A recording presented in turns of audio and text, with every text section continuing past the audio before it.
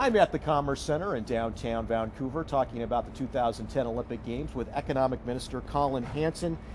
You've got quite a job, don't you, overseeing all of this economic potential going on in regards to the Olympic Games? Well, it is an exciting job to have during this period because British Columbia has been going through a tremendous economic boom in the last 5 years, and the Olympic Games in 2010 are going to allow us the opportunity to really showcase what this province is all about. So it's a fun position to be in.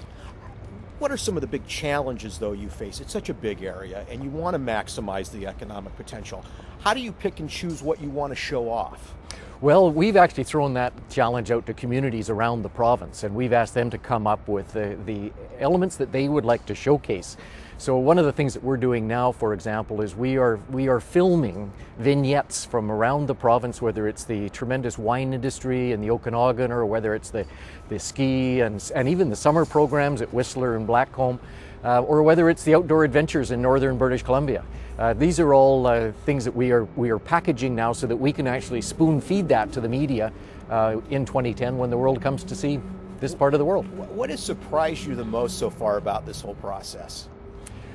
Oh, I think it's the excitement that the kids are showing. You know, like when we rolled out the mascots, the 3 Olympic mascots a couple of weeks back, and you could tell that kids were just so engaged, and that's pretty exciting when the next generation is getting that excited about a world event that's coming right here. How are all the branches working together? Very efficiently in regards to making this vision happen? Oh, it is for sure. You know, if you look at the municipal level, we've got the municipality of Whistler, the municipality of Richmond, and of course Vancouver itself, all have certain responsibilities when it comes to developing some of the sports venues, which will be ready way ahead of schedule compared to any other Olympic Games and Paralympic Games around the world.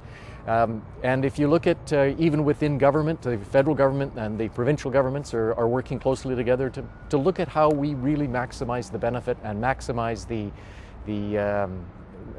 benefit to the athletes, maximize the benefit for the cultural Olympiad, but maximize the benefit to the average citizens as well. Are you having fun?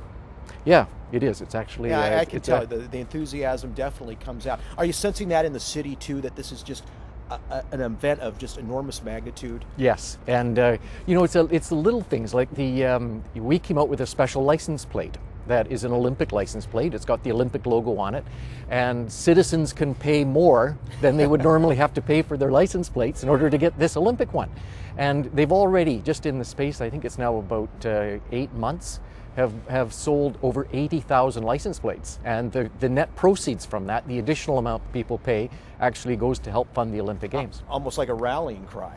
It is, and you know, people are genuinely excited. And in fact, I've been told by John Furlong, who's the CEO of the organizing committee, that we are the first Olympic jurisdiction in the world where the popularity of the Olympics has not dropped below 50% in the years leading up to the games. Like, there's usually a cycle, the initial euphoria, right, and then people get a little bit anxious about costs, and they get, you know, right, the you fall out of the construction. romantic stage, right? Yeah, and so and then as the countdown actually happens, especially the torch relay, people get really excited again. Well, in British Columbia, province-wide surveys show that we have never dropped below that 50% level of support for the games. It's actually it's been in the high 60s and low 70% support for province-wide. That's actually pretty significant. What do you see as, you know, obviously economics are an important part of this whole thing, but what do you see as the impact on not only Vancouver, but Northwest Washington? It'll have a big impact. We anticipate that there will be about 250,000 visitors will be coming for the Olympic and Paralympic Games. And we know not all of them are going to be able to come in through Vancouver International Airport. So I think many of those air passengers are going to come in via SeaTac or Bellingham. We also know that there's going to be a lot of road traffic that's going to come from the United States up through Washington State, and Governor Gregoire has already been very active with their 2010 committee, looking at how Washington State can benefit as well from the fact that we're hosting the Olympics. This really is coming all together, isn't it? It is, for sure. And we will actually, by fall of this year, will have all of the sports venues finished. Now, if you think back to other Olympic Games, whether it's Athens or the Winter Olympics in Torino, and there was that last-minute panic, right, and the overtime and the construction cost right, to try to get the venues done in time. Well, we will actually have all our venues completed well over a year ahead of time, which is a great opportunity for athletes to get familiar with those venues. Economic Minister Colin Hansen, thanks for being a guest on Northwest Notebook and sharing your thoughts on the 2010 Olympics. My pleasure, Ty. We'll be right back.